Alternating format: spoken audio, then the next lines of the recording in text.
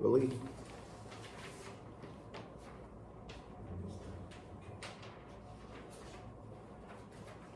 I'll go over this one. This was just, it was not in any way meant to be difficult, and this is the kind of stuff guys should have down fairly well. Remember, the final exam was comprehensive, and you have to really be familiar with stuff so you don't forget how to do things. So I recommend you go through the old homeworks and revisit them frequently. So for this one, by the way, I put the solutions up on OneNote. Has anybody seen them? All right, they're there if you want to see it. So let me go through this with you. This is just the standard long current to find the H field. So in general, if you have a current element, I, and it's pointing in a direction, and I'm just going to call this A sub I, a unit vector in that direction, and you want the H field at any distance rho away, and you want the H field here from this. I want to tell you a couple of things that will probably help. The general form is H from an infinite line of current is equal to I. That's just magnitude of I over 2 pi, and then magnitude of the radial distance vector A rho. Remember that. That gives you the magnitude. The direction you get by taking A sub I and cross it into A sub rho. And that'll work every time. I think there are some problems where people try to take shortcuts or something, or it looks like a problem they knew. Forget all that. This is fundamental.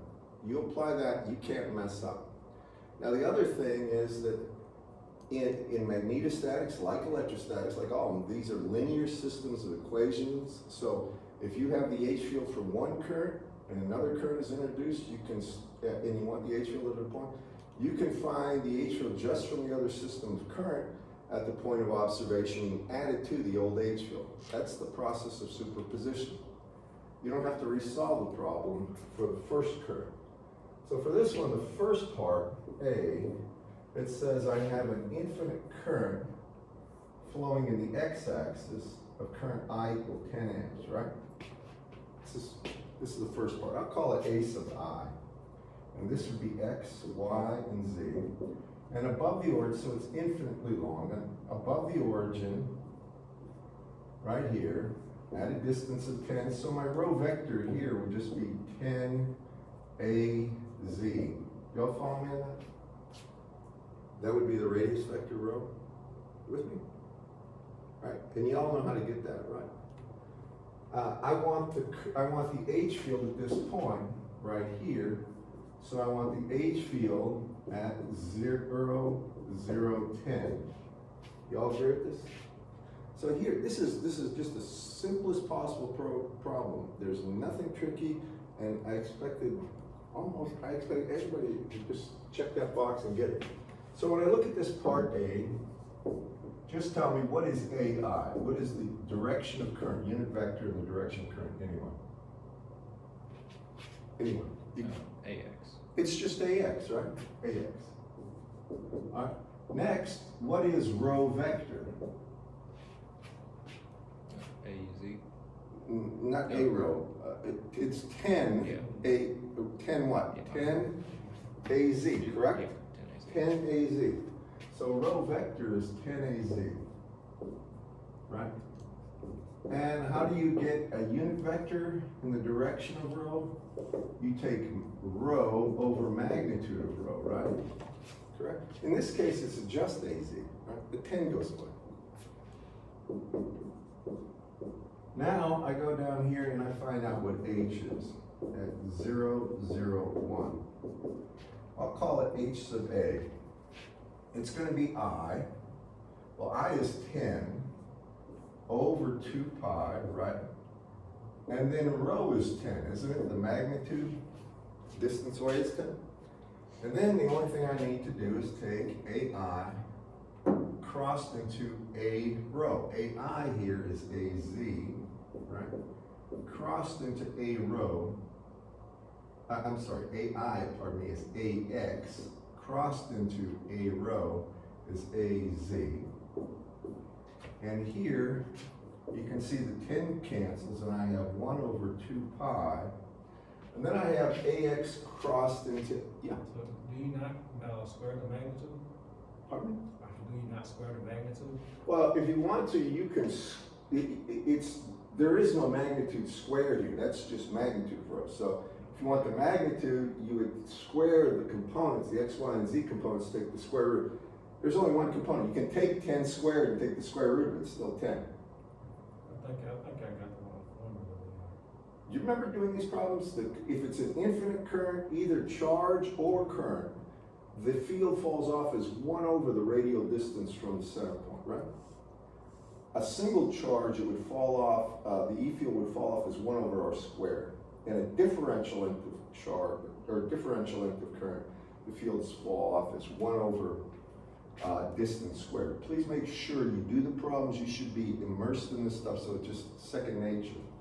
All right, now what happens? We get AZ, or AX crossed AZ, which is minus AY, right?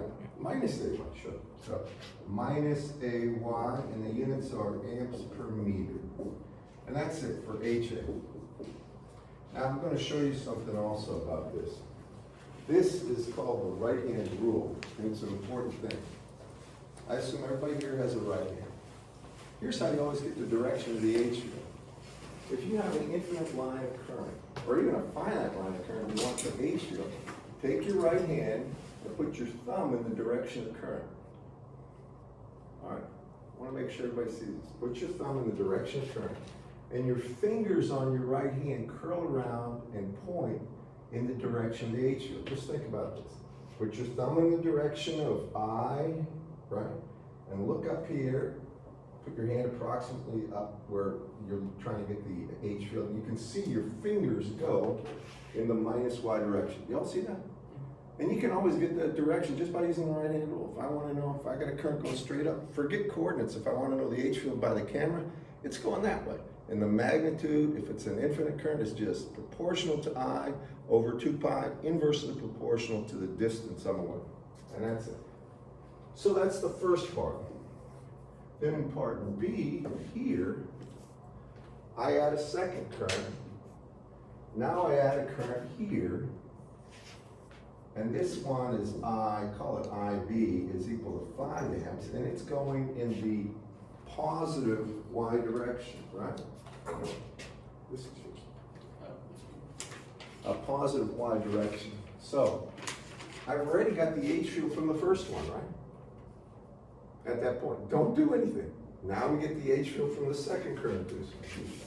So we can say H field from the second current distribution, I call it B.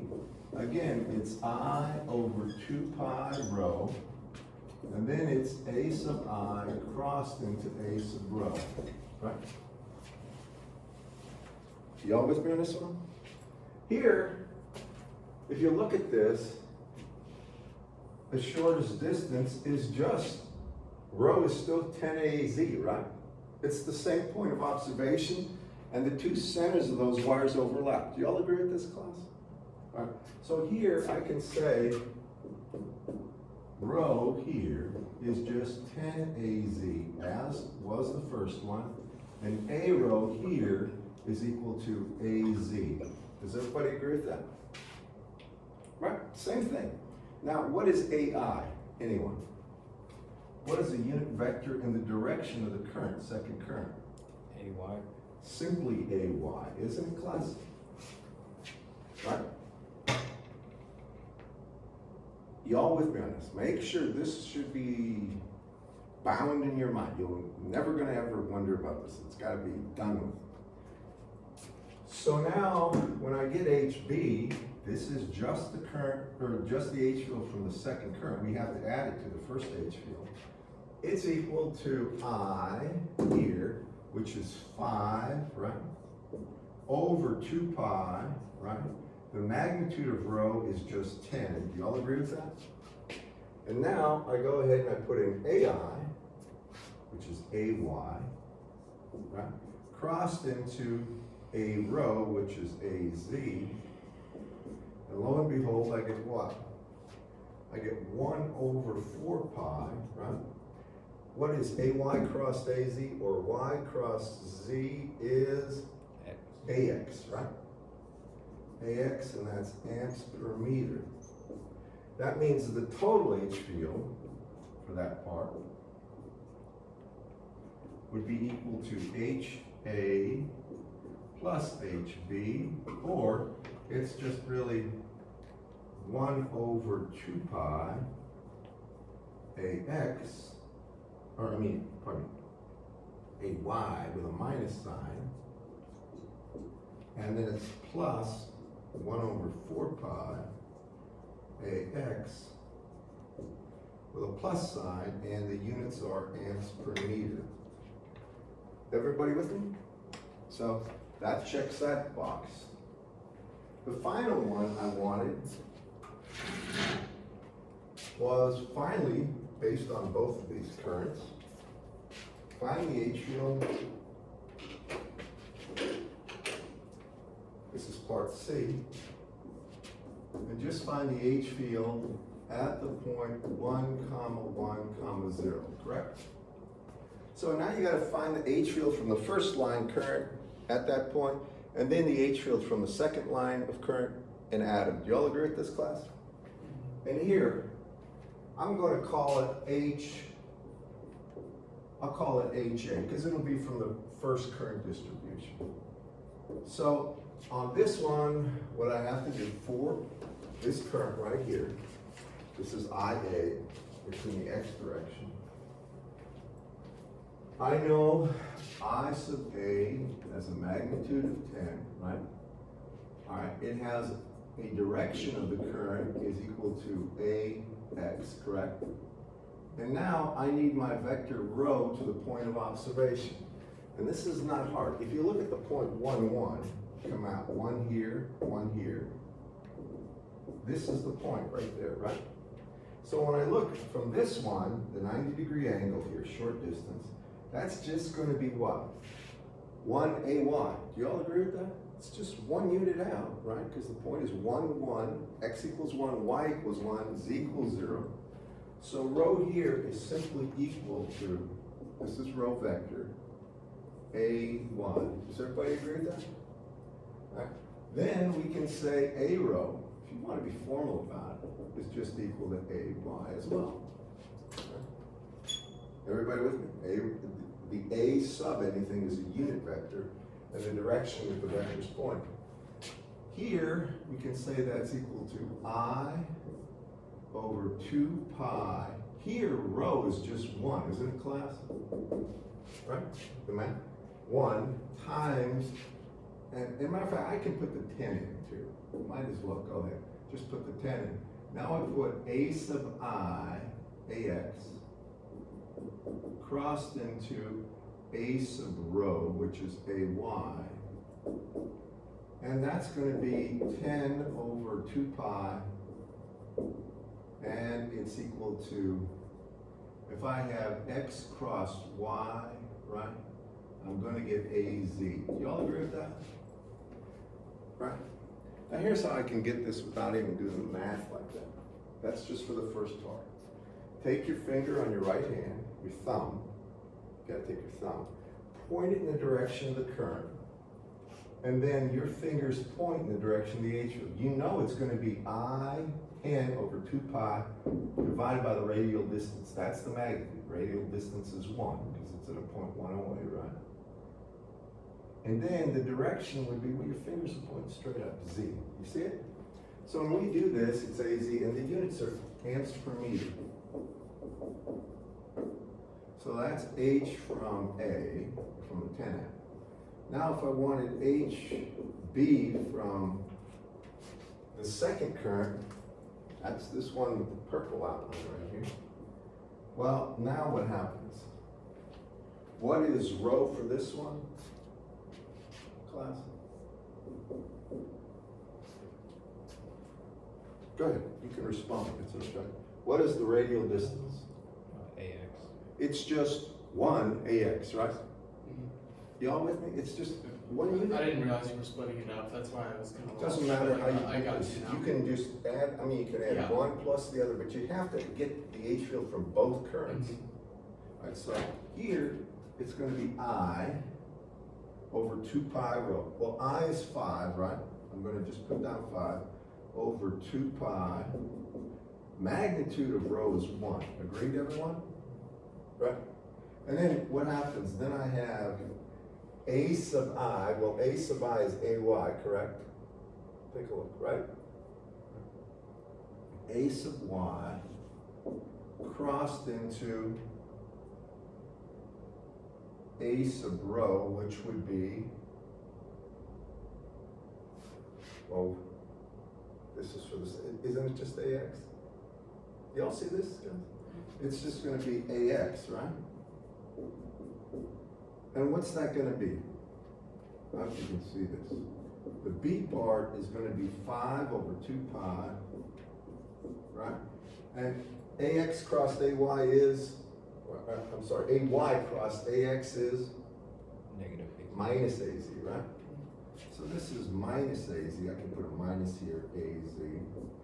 Amps per meter, that means the total field, let me put it right here for you guys.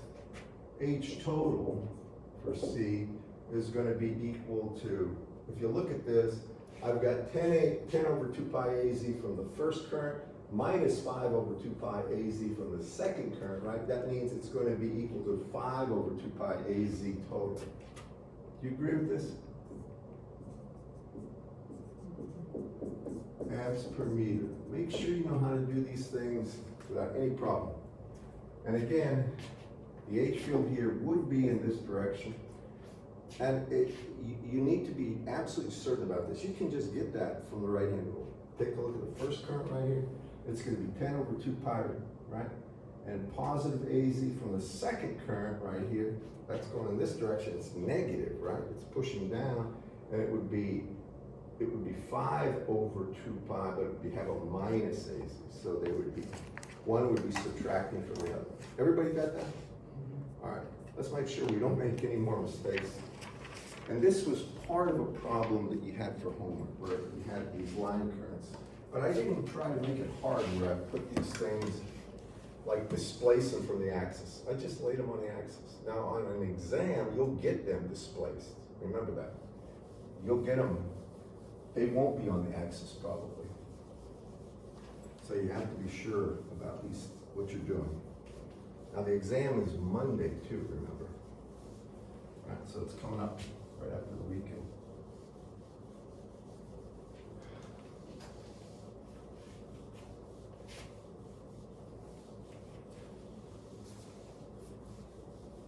So for the exam, is it just gonna be kind of style-wise, kind of like the homework problems that we've been having, pretty much? Think about, yeah, I mean, the way I create an exam, I look at the prior homework, look at the quizzes, and I look at the class discussion that I create. And you can look at my old exams, but chances are they won't be representative of that. They'll be representative of the homeworks. Okay. And the quizzes and class discussions, so they're very predictable. As a matter of fact, I can just, you don't need to write this down, but it's common sense. You're gonna get transmission lines, right? Yeah. So that means bring Smith charts. Bring the Smith charts you like and put your name on them beforehand. That was my other question. And make sure you bring a sharp pencil and a good compass and a good straight edge. What? Make sure you do, all right? And then the second thing is bring a charge calculator. I've had people say their calculators died, and I'm there. Well, I try to accommodate them, but please, if in your best interest, either get new batteries or charge them up or whatever you need to do, because that's something that's a given. It's like, if you're gonna come to class, you have to have certain things, including your glasses. I don't think I've had anybody forget their glasses, but that's another thing that's a possibility. And the only other thing I tell you is get enough sleep, because lack of sleep causes more problems mentally than any other thing. If you have a choice of going to bed and getting an extra couple hours sleep or staying up and studying, my strong advice is get your sleep. So you're going to get a Smith chart problem, at least one. And I may ask for power at the load, I may ask to stub tune either parallel or series. Chances are you'll get something on stub tuning. And you'll have to understand how to do that accurately. I'm very unforgiving with Smith chart problems because they're usually very simple. The second thing you're going to get is an electrostatics problem. And if you think about it, we could do Gauss's law or a combination of Gauss's law with the actual Coulomb's law kind of problem. You have a charge distribution where you have to integrate some charge distribution, get the E field at a point. But you need to be very familiar with Gauss's law, and you need to know how to get capacitance and resistance, because those are things we've covered, and you're going to get, but this is all buried in the homework, tons of problems on this. Right. Then you're going to get something, now that's 2 or 3 really, and then you're going to get magnetostatics. You're probably going to get something on the H field from some current distribution like this at a point, or asked to reverse engineer something. If this is the H field, what was the current that caused it, kind of deal. I mean, just, you never assume it's just going to be a forward solver. You may have to do an inverse solution where you're given a set of observations what current caused it. And that's really it in a nutshell. So today, because it is before the exam, in our book, now anything I covered today that was new would not be on the exam. But I gave you a set of problems to do, and they were very easy in my opinion. These are just things where you have to execute the curl properly, or well, let me try this approach. Do you have questions about them? Let's do it that way. So one Ampere's law would be on the test. Oh yeah, Ampere's law is part of getting the H field, right? The integral of H dot dl around a closed loop. Ampere's law and Gauss's law are, you have to you gotta know. Because those things are those are some of the key things that we talk about. So these elements and stuff covered up to Yasha. Last lecture, because everything up through the last lecture, but nothing today, nothing new. But we did a bunch. Magnetostatics is Ampere's law, right? Well, yeah, but I mean, there's Biot-Savart laws, differential curve, and then Ampere's law is the general form we can use for highly symmetric problems. All right, did y'all do the homework? I haven't done all of them. All right. I'll well, look at some of the Did old you have any questions about them? Because if I will supply you, this is something I will supply. Like the curl divergence, we did for electrostatics, we did do Laplacian too, so you could, that's also a possibility where you get a del squared equation, that type of solution. Yeah. All right, so this will be on for notes. You're gonna get that. And I'll give you epsilon naught and mu naught, you should know those by now, and give you epsilon naught, mu naught, and I'll give you, I mean, you should know C, 3 times 10 to the 8th meters per second, but I can give you that. In other words, the constants I'll give you, but you should, by this time, be so familiar with them, it's not even really, it's second nature. If you've been spending a couple hours, 2 or 3 hours between lectures doing homework, then this stuff's embedded in you. And if you haven't, it's really hard to go back and do this. Okay. Now, any questions at all about the homework? I feel I should do one of these because you should know how to do them. But here you would need the curls, right? Let's see here.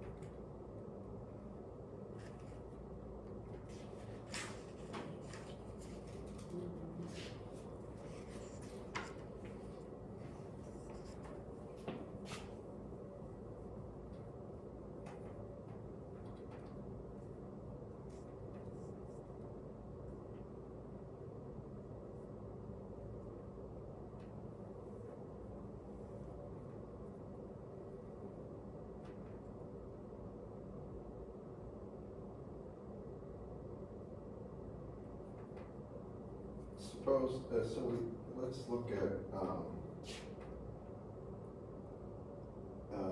425. So for problem 425, they give you, why don't you tell me, right? H is what? Or it's H, right? For 425, Yeah, what is it? find J at 3 meters, 60 degrees, 4 meters, 360 degrees. 4H. Huh? 4H is equal to Z divided by sine phi. No, it's 4 meters, yeah. Yeah, Okay, yeah. H equals, go ahead, Z divided by sine phi, divided by sine, A rho minus rho squared divided by cosine phi, AZ. All right, so this isn't select, it's amps per meter. Yes. And by the way, default units for like E field are volts per meter, for H field are amps per meter, for D it's coulombs per meter squared, and you'll see for B it's Webers per meter squared, but this is amps per meter. And we want J, so how do we do it? We're given H, we want J, what do we do? Anybody? This was called the differential form of Ampere's law, right? Do you remember this, guys? So what do I do? Anybody? It is curl of H. Remember, there's no formula cards on the exam. You have 0 formulas. So this is stuff you've got to be, it's got to be like, you know, F equal MA kind of understanding. All right, so now what coordinate system am I in? Well, this is going to be cylindrical, right? That's rho, that's phi, that's z, correct? If it was spherical, there'd be 2 angles. Here we only have 1 angle in the middle, right? So now I've got to do the curl of this. So look in the back of your book. We can, remember how I showed you, you could put up a determinant to get the curl, right? I'm not sure, I know the determinant for this one, but if you look in the back of the book for the curl operations, you see in cylindrical coordinates, what do you see? Actually. And cylindrical coordinates, the curl, and this is the top of the second page right here. It's dAz dy. Oh, I'm gonna get cylindrical. He doesn't have cylindrical, he's got Cartesian twice in my book. Does he have that in yours? It's cylindrical. Hmm? I have cylindrical and spherical. No, cylindrical is the same thing. Look, it's got AX, AY, and AZ. Look, doesn't yours have a mess up? It's right here, isn't it? Oh, yours has it right. Look at mine. That's Interesting. all right. For yours, it's 1 over rho times what? D AZ over A phi. dz or Uh, dAz, right? DAZ divided by D phi. Right. Go ahead. And minus dA phi Right. over dz And this is all in the A. phi. Huh? A phi. This is A phi. Or A rho. My A bad. rho. My bad. Yeah, rho. Has to be rho. Here's how I know. Because these coordinates, if this is like z and that's phi, I know this has to be different than both, so it has to be rho. Keep going. Plus dA rho over dz minus dAz over d rho. And that one's the A phi. That one is A phi. Right. And then plus 1 over rho times d rho A phi over say what is this one? A what? AZ. This one's the AZ. No, that's the AZ coordinate. What's the vector here? Rho A phi. Times rho? Yeah. Oh, okay. Rho, D rho A phi? Yeah, it's D times rho A phi. Okay. Minus D A phi D rho? Or, D. oh, this is rho here, right? Rho, A rho? A phi, sorry. Hold it. My bad. Rho, A phi, and D rho, yeah. Yes. Yeah, I'm sorry about that. That makes sense. And then it's gonna be minus D A rho, D phi, right? D phi, yes. And this is AZ, Yes. right? Okay, sorry. All right, when you're doing this one, the first thing you have to do is find out what components of the vector you actually have. And then what I recommend is just circle and identify them as such. So if I'm looking here, the coefficient of A rho is the rho component. So this is H, right? Is actually H rho. You all with me on this? Here, this component is equal to H sub Z. Now, in there, they've got A, right? It's really, you might as well just put H down, right? Instead of A. So this is really H sub Z, and so forth. I'm gonna leave it as this, but just look at this for a second. I have H rho. Now, where in here is there a rho subscript? There's one here, right? I mean, an A sub rho or H sub rho. In here, y'all agree with that? All the others don't have a rho, correct, class? All right, so now I take a look at this. I'm gonna come down here, and I take the derivative of the A rho component, or really of the H rho component with respect to Z. What happens when we take a derivative of this? Y'all agree that that's H rho.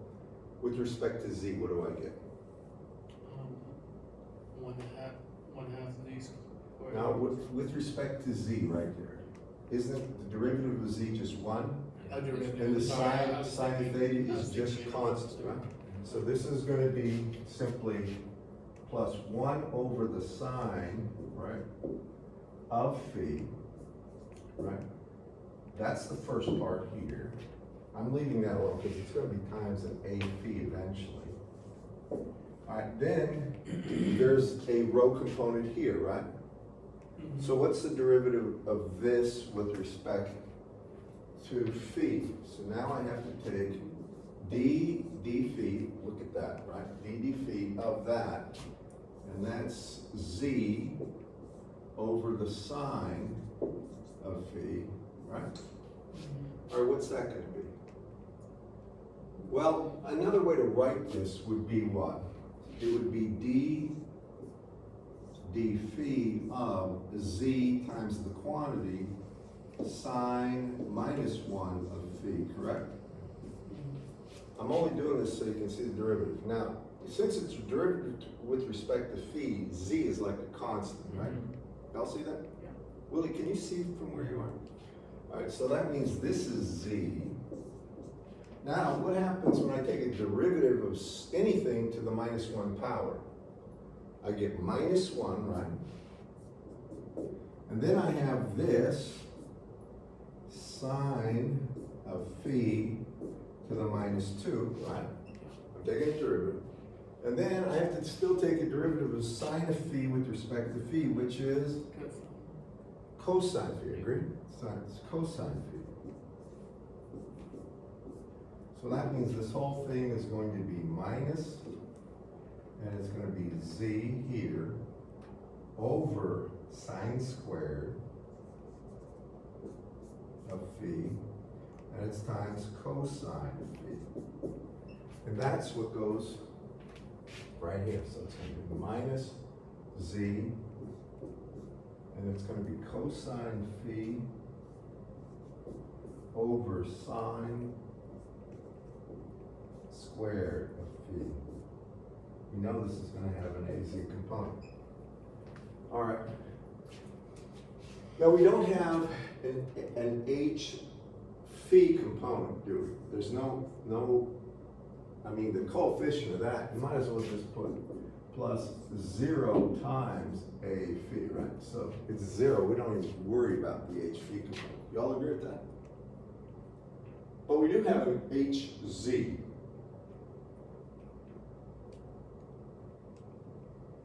That's right there. So where are there Z components? Well, there's a Z component here, right? There's a Z component here. Y'all agree with that? Double barrier. All right, so now I have to take the derivative of this with respect to phi. Can y'all see that? Right? That's, so I need to take the derivative of that with respect to phi. What's that gonna be? If I take minus the derivative with respect to phi of minus, and it's gonna be rho squared, and it's cosine of phi. So I'm gonna just do it this way for your sakes. Cosine of phi to the minus 1, right? What's that gonna be? I mean, I'm gonna ask you to do stuff like this, and you should know it pretty well without even thinking about it. Because remember, as engineers, if you can't do derivatives correctly, you can't move on. I mean, you'll fail.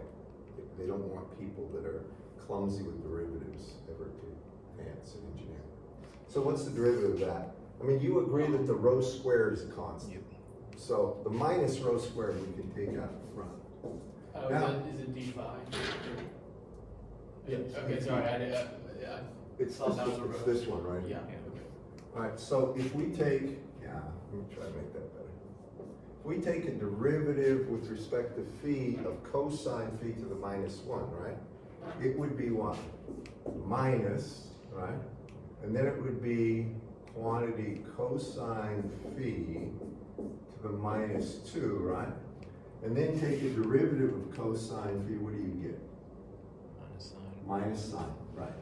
So then it becomes minus the sine of phi. Are you with me, everyone? Now, we've got 3 minus signs, so 2 of them go away, but 1 of them stays there. So that means now we get what? We get sine of phi, we actually get rho squared, minus rho squared, sine of phi, right, over cosine of phi squared. You agree with that? Yeah. Did we not include that 1 over rho? Not yet. Not No, yet. I just, no, this, I just did the one, the only thing I did was derivative of that. And then, that's with respect to phi. Then we're gonna multiply it by 1 over rho. Okay. But I wanna make sure we're clear on that. Okay, I got you. All right? Now, what Ryan said is now we have to divide that by 1 over rho. And when we do that, then we'll just have a single row. So up here, we're gonna get minus rho times the sine of phi over cosine squared of phi.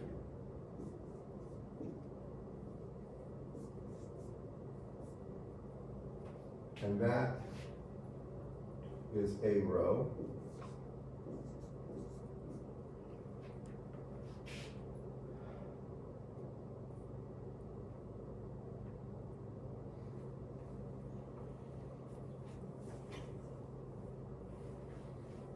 And then we also, look here, you see how we have minus DAZ D rho?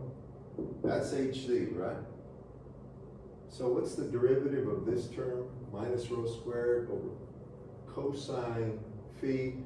The derivative of that with respect to rho, I'm talking about this right here. This is like, to make this HZ, right? So you can see that. If I take the derivative of that, what do I get? Well, technically, this is minus, right? And, because I got a minus sign, dh, what's the derivative of this with respect to rho? The minus sign stays, right? What's the derivative with respect to rho? Just look at it. Anyone? 2 rho. 2 rho over cosine of phi, right? Yeah. But that minus sign is intact, so I got minus 2 rho over cosine phi, and it's a phi. Now you can see that those two minus signs basically make it a positive, right? So this becomes positive right here.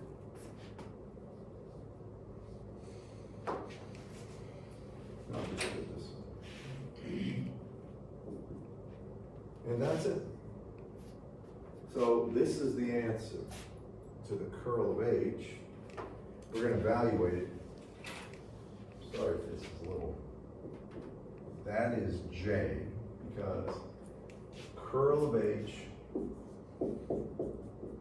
is equal to J, right? They want J. That's what they asked for, right? Now, they ask us to evaluate it at 360 degrees 4.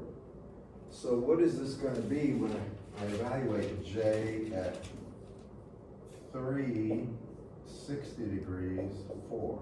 Take a look. Well, look at the first part. Rho is 3, right? So it's minus 3. This is not going to be hard to do. I don't think. Minus 3. And then I have the sine of phi. Well, what's the sine of 60 degrees? 1/2, isn't it? Sine of 60? Sine of 45 is 1 over square root of 2. Sine of 60 is 1/2. So it's 1/2 there. What else? And what is the cosine of 60 degrees? Isn't it square root of 3 over 2, right? Cosine of 60 is square root of 3 over 2, or 0.866, right? So if I take the cosine of 3 as square root of 3 over 2, and I square it, I get 3 over 4, right? So I'm dividing this by 3/4. And then it's in the A-rho direction.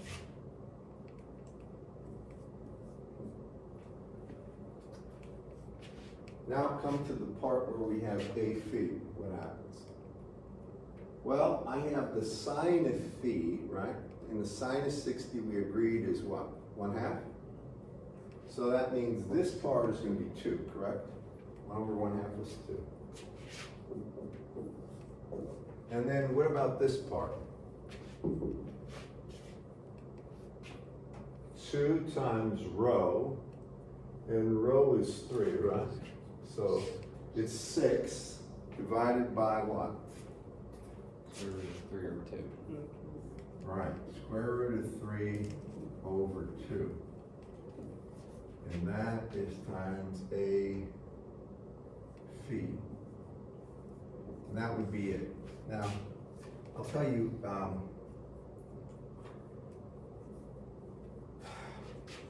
if you look at, I mean, it's easy to get lazy and not focus here and make mistakes. Don't do that. You'll lose a lot of points if that happens. I'm going to just say this, the 3's can cancel, right?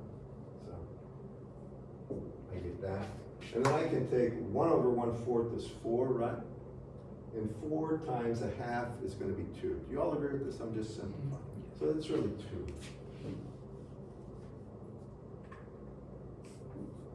Now this one's a little screwy. Here, I can take the 2 up top and make it 12, right? 2 times 6 would be 12, over the square root of 3. Make this 12. And then I can get a common denominator, square root of 3, and I have 2 times square root of 3 plus 12 over square root of 3 if I want, or I can leave it like that and just do the math. But in any case, it's not hard. Do you all agree with that, class? And that's how you do this problem. The thing about this particular problem is there's more steps, and you have to understand how to apply derivatives and how to carefully make sure that you follow the form of the curl. Y'all with me on this? And that's very important you guys do this. So is the formula curl, is that something we Now, I'll we give that to memorize, or you. is that something? No, we I would- give that to okay. you. If you remember, I think I just said this. The back of the book formulas you're gonna get. So Okay. do you have a book with you? Not with me after that one. All right, in the very back of the book, these are just the mathematical statements for curl, Laplacian, divergence. All that you get, all right? And that way, you never worry. I have always said this, I had a great physics professor, he used to state this, he goes, never try to memorize formulas with flashcards. It's foolish. Go solve problem. After you do problem after problem, that it's embedded in you, and so is the method you solve the problem. But when I see people using these flashcards to memorize formulas, you don't even know how they apply. Excuse me, Jonathan. Huh? I think you lost easy. I'm sorry. Yeah, I was wondering that too. Yeah, I was gonna that's- say that. Say it again?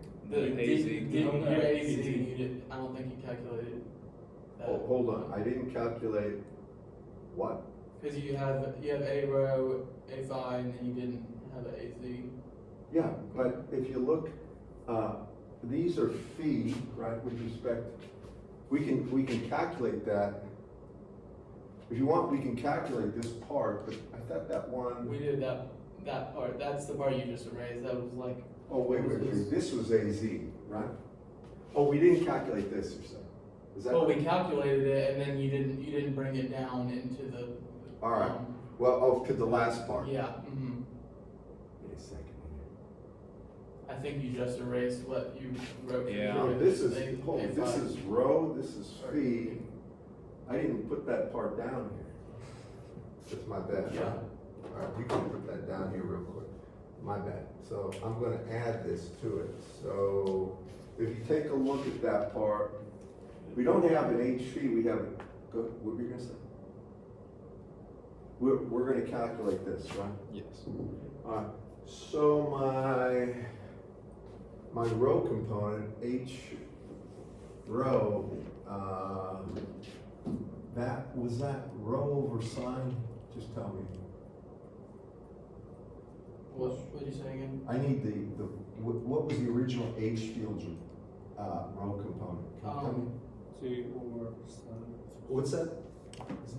G over Z over the Yeah, over sine, sine phi, and it's a row? Yes. Yeah. All right, now if I take, I'm sorry about that, derivative of that with respect to phi. Thought we did that. Yeah, we did it, and then I think you just Hold on, erased hold on. it. For you. What we got? All right, derivative of this with respect to phi is gonna be minus z over the sine squared of Yeah, phi, and that's it's right. gonna be times cosine of phi. Right? Mhm. And that's the derivative of h rho with respect to phi, and that means here, I should have minus, which is plus, z over sine squared of phi cosine of phi, and it will be in the AZ direction, and this is out of order. Normally, it's rho, phi, and then z. I could put that at the end, but you all follow me? These are the vector components. Mhm. I'm sorry about that. Yeah. If I go ahead and evaluate this right here, phi is still 60 degrees. Erase that part. What was it, your? So the cosine is still going to be square root of 3 over 2. The sine is 1/2, so that's 1/4 over square root of 3 over 2. And z was 4, wasn't it? Okay. So if we're going to add that, it would be, isn't z 4 on that? Wasn't it 364? Yes. So that means for the last part there, I have 4, right? And then I have times cosine phi, that's square root of 3 over 2. And then I have divided by sine phi squared, and that's 1/2 squared, right? And that's A Z. I'm so sorry about that. Really what I'm trying to tell you to do when you do these things is go through and execute the derivatives first, then place them in the original formula. And that's the way I do it. It's really just a matter of taking derivatives and then plugging them into the formula. That's right. That's right. You have to be, have to have a clear head and know what H sub phi. When I look at this, the A sub phi represents the phi component of the original field vector. All right, that's a derivative. But if you look at the first one in Cartesian and stuff, they're fairly straightforward, fairly easy.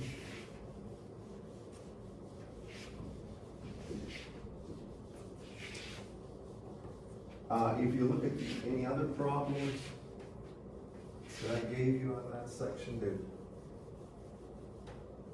I can tell you, one of the things that's typical that's asked when we talk about derivative problems,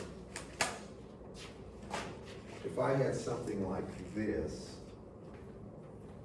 if I said that H is equal to 3 y z ax. I'm just going to make it as simple as possible. And I want the current that passes through a loop. Now this is one of the homework problems I gave you. I want the current that passes through a loop. This is z, this is x, and this is y. True. And then, so it's going to be a height of 2 on the z-axis. I'm going to go out a distance y equals 2, and this point would be 0, 2, 2. So it would be at a distance y equals 2, z equals 2, and I want the current that penetrates this surface. So I just am looking for I here. So how do I get that? Now this is kind of a problem. If you did the homework, this would be something that you address, because there's at least one question on this. There's more. How do you get that? I'm looking for the total current through there, if that's the H field. Anybody? Matter of fact, let me do it this way, because I think the current through here is going to be 0, but let me do it this way. I'm just going to make it real simple. I'm going to do it this way. If this is x and this is y, I'm going to come out 1 and 1, so this height would be 1, 1. I'm only showing you 2D, and I want the current penetrating this surface, so I want the current I coming out of that surface. How would you do it?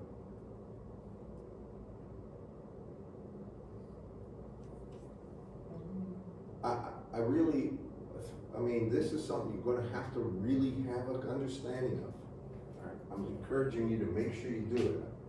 So I know the curl of H is what? Isn't that J, the current density? Right? By definition, this is the differential form of Ampere's law. And the integral of J over any surface, right? That's I penetrating that surface. Remember, the integral of J dot ds is I, right? So now we have to apply that law to this situation. So the first thing is we need the curl, right? And what is J is curl of H going to be for that particular current distribution? Can you tell me?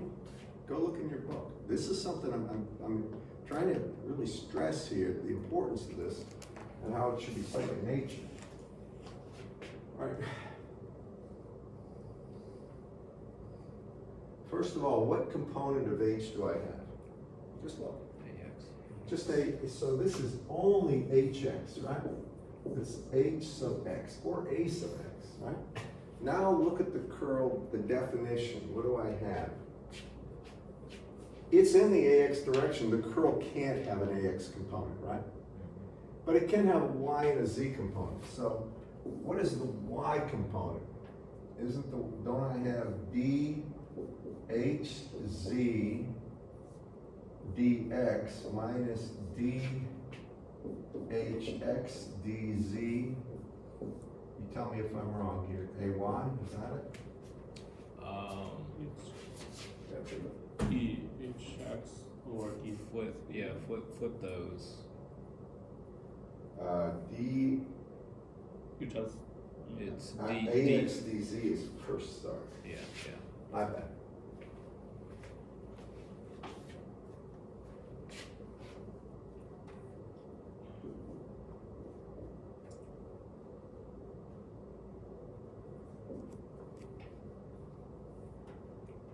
Right?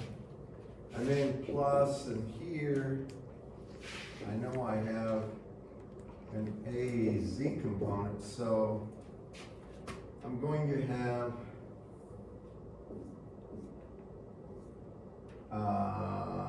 this is going to be, do they have the y derivative first in this one? Yes. And it's going to be hx, Or, my bad, no, it's dhy over dx. Is the first one. hy dx minus dhx dy, right? Yeah, yes. Correct? All right, we only have an hx component, so I'm gonna go through here and try to look. I didn't even put the ax components because I know if I have an h field in only one direction, the curl of that can't have it that direction. The curl has to be perpendicular to this. Y'all with me? So when I take a look at this, the derivative of hx with respect to z is what? 3y. It's going to be 3y, right? And then minus, and what's the derivative of, well, I don't have an hz, so that's just 3y, right? And that's ay. Plus, and what's the derivative of hx with respect, because there is no hy, right? So what's the derivative of hx with respect to y? 3z. So it's going to be minus, right? Yeah, minus. Minus 3z az, right? And that is the curl of h, right?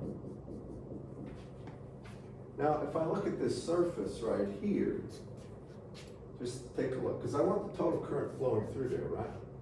So I need to do this. I need to say I is equal to the integral of j dot ds over the surface. I've got j, right? I've got the curl of h, which is j. So this is my j. That box is checked. And I'll put it down. So I can say I is equal to, it's a surface integral, so it'll be a double integral. That, which is equal to 3y ay minus 3z az. And now it's dotted into the differential surface. So what's the differential surface here?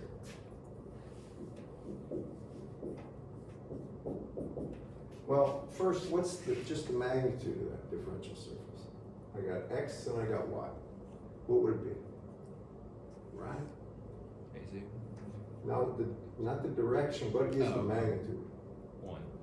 No, the differential is dx dy, right? It's Oh. dx dy. This is the differential Oh, my bad. surface, right? Yeah. And it's in the direction az. Az. Okay. All right. Okay. Alright, so it's dotted into this, which is gonna be az, or I can put dy, dx, or dx dy. Why not do dx dy? Doesn't really matter. And it's az. Now, where are the limits of the integration for x? It goes from where to where? 0 to 1. Right. It's just through the, so it goes from x is 0 to 1, what about y? 0 to 1. 0 to 1. Double integral, 0 to 1, 0 to 1. Now, what is ay dot az? 0, right? Right? the dot product of any vector that's orthogonal to it is 0. So ay dot az, you see this right here? That goes to 0, correct, class? What is az dot az? 1, right. So I have minus 3z here, all right? And then it's going to be dx dy. Now, you're going to look here and you're going to say, well, when I do this integration, the minus 3z is like a constant if I'm integrating with respect to x and y, right? So when I do this integral, what do I actually get? I get minus 3z, and then the integral of dx is x from 0 to 1 is 1. The integral of dy is y from 0 to 1 is 1. So it's just 3z. That would be amps. And the key thing is here, the units are amps. It depends what z is. If z was 0, you would have no current. If z was 1, you would have minus 3 amps. If z was minus 1, you'd have 3 amps. Do y'all follow me on this? So the whole idea is you've got to execute the curl to get J. Then you got to take the dot product of the surface you want the current through and integrate it over that surface. And that's the key thing. This is only in Cartesian. I think I gave you one in, there's one in spherical, I think, in there, for homework. But anyway, I want you to make sure, if you look at the next page, that he's looking right. If you turn your page, you're going to see one that's got a conic section in there. But this is the differential form of Ampere's law. Okay, now I got about, I don't know, 10 minutes at most, 9 minutes left. Other questions about any problems, because this should be kind of a review. We did Smith charts, we did transients, we did. Quick question about with the Smith chart stuff, up until now, I've just done problems not using a compass, just using like a ruler and You're gonna need measuring. Should I go just to be more exact? You gotta have to have a compass, because Okay. on a Smith chart problem, if it's not within 10%, it's not gonna be considered right. Okay. Make sure you get a good compass. You have a good compass, I know that. I've seen yours. And straight edge too, from a ruler. All right, and that's it. Other questions? Willie, you got any for me? Right? It's a pretty, I mean, the examination is, this is a standard exam in terms of the amount of material for EMAG 1. It's got electrostatics, Smith charts, I mean, it's transmission lines, really. And I mean, you have to know how to find alpha and beta from intrinsic parameters, I mean, from bulk parameters, RLs and Cs.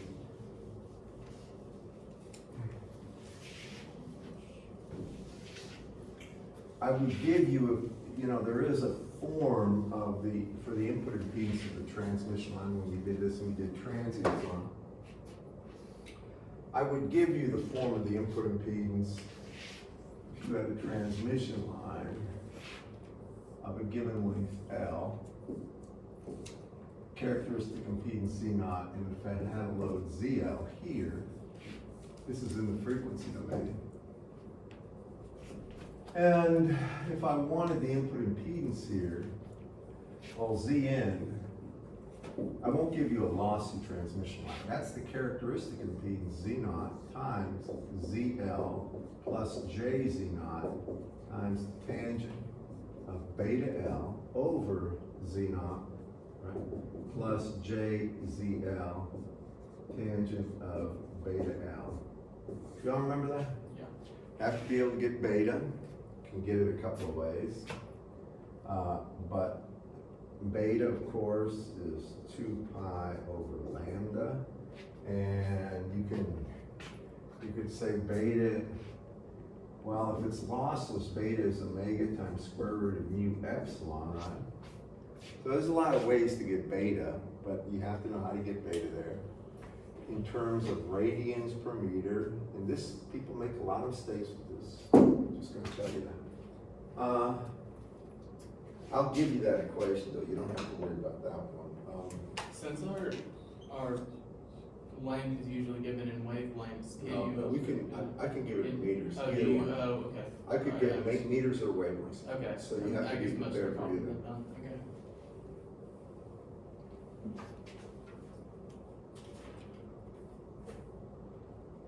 Actually, can you remind me how to convert meters to wavelengths? Well, you have to know what the wavelength is, right? Yeah. If you have L in meters, let's say you have 20 meters. All right, then wavelength is equal to 2 pi over beta, right? Well, wavelength, technically, it depends if it's lossless, but if it's lossless, then you can do wavelength as well. If this is, let's put lossless down there. For a lossless case, then you can go ahead and say that it's 2 pi, right? Beta is equal to omega times square root of mu epsilon, square root of mu relative, epsilon relative, times square root of mu naught, epsilon naught. And you can see here, omega is 2 pi f, right? So it's 2 pi over 2 pi f is 1 over f right here, right? Square root of mu naught, epsilon naught is c. And then this is just square root of mu relative, epsilon relative down here. So you can get wavelength that way. If you know frequency, you can get wavelength. And once you have wavelength, if you want the length of the line in terms of wavelengths, you just take the length, in this case 20, divided by the wavelength, and now you have the length of the line or wavelengths. And remember, every time you go a half wavelength, everything repeats itself. So if your line was 1.2 wavelengths long, you could lump off the 1 and just say it's 0.2 wavelengths long, if you want, right? And remember those things. But that's how you do it. Just take the length of the line divided by what the wavelength is, and you have the length of the line or wavelengths. Okay. It could be 0.1 wavelengths, it could be 100 wavelengths. Okay, anything else?